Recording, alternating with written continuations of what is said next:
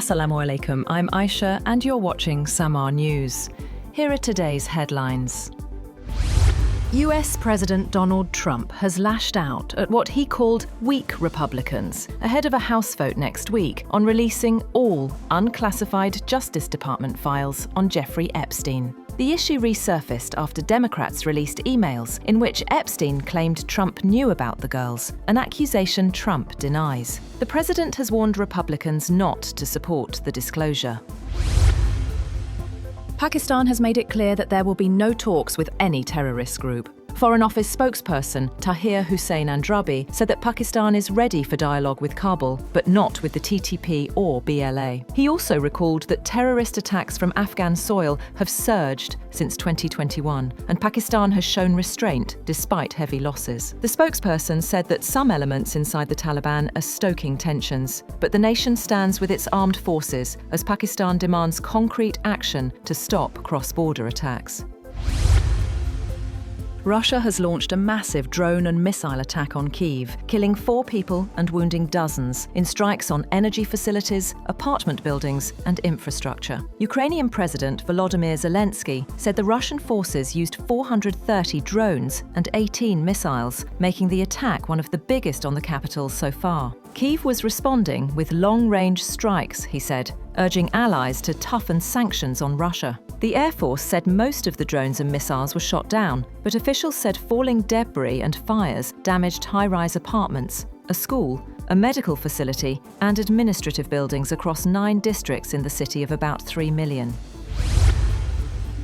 Germany's defense minister says Russia's latest strikes on Ukraine show what he calls a complete contempt for humanity. Boris Pistorius told European counterparts that Moscow is trying to break Ukrainian morale by targeting civilians as winter approaches, but insists it is failing. He also pledged another €150 million to help fund US arms supplies for Ukraine. Meanwhile, EU Foreign Policy Chief Kaja Kallas said the bloc will not accept hybrid threats as the new normal and is working on faster military mobility and shared transport resources across member states.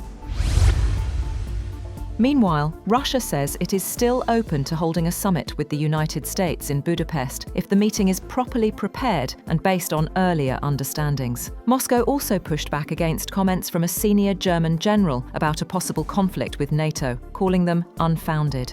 The Foreign Ministry insisted that Russia has no plans to attack any NATO country and argued it is only responding to what it sees as a growing military build-up near its borders.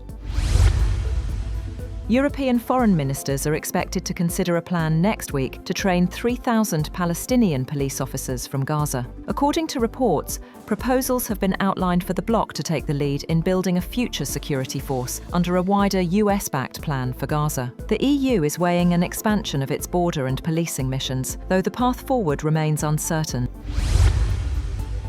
Japan will suffer a crushing defeat by the Chinese military if it tries to use force to intervene over Taiwan, as China's defense ministry ramps up the rhetoric over Japanese Prime Minister Sanai Takaichi's remarks about the island. Takaichi sparked a diplomatic row with Beijing with comments in Parliament last week that a Chinese attack on Taiwan could amount to a survival-threatening situation and trigger a military response from Tokyo. Chinese Defense Ministry spokesperson Jiang Bin said that Takaichi's words were extremely irresponsible and dangerous.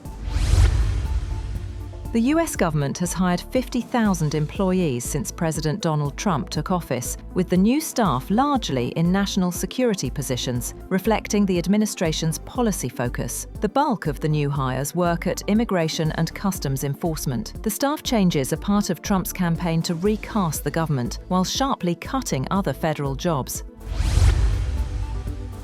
The US and South Korea have released details of a trade agreement that includes a $150 billion Korean investment in the American shipbuilding sector and an additional $200 billion earmarked for industrial sectors. The joint announcement followed a meeting in October between South Korean President Lee Jae-myung and US President Donald Trump, where they agreed to a deal that would cut American import duties on South Korea's products to 15% from 25%. 3 Chinese astronauts whose return to Earth was delayed by space debris hitting their vessel last week have boarded another spacecraft and are expected to land in China today. The China Manned Space Agency also revealed details about the debris damage for the first time, saying tiny cracks were found in a small window of the Shenzhou 20 spacecraft's return capsule. Russian air defense forces claim to have shot down or intercepted 216 Ukrainian drones overnight. The Defense Ministry said it brought down 66 drones over Russia's southern Krasnodar region, where officials earlier said an oil depot and port had been targeted.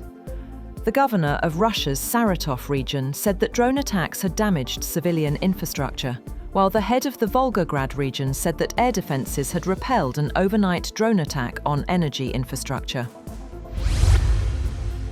The United States will slash tariffs on Swiss goods from 39% to 15% under a new trade deal. In return, Swiss companies have pledged to invest $200 billion in the US by 2028. Officials say the agreement restores fair footing with the EU and relieves pressure on the Swiss economy, which had been hit by high tariffs affecting around 40% of exports.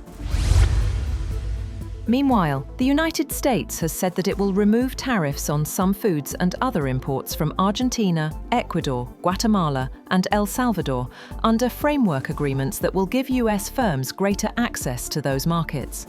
The agreements are expected to help lower prices for coffee, bananas, and other foodstuffs, while the administration expected US retailers to pass on the positive effects to American consumers. The framework deals with most of the 4 countries, should be finalized within the next 2 weeks. And hundreds gathered at a Tehran mosque to pray for rain as the city faces a historic drought. Dams are nearly empty and water cuts are being imposed. Officials warn that conditions could worsen without rainfall, with the capital and much of Iran struggling under severe water shortages. That's all for now. For more updates, visit www.SAMAA TV. Thank you for watching SAMAA News.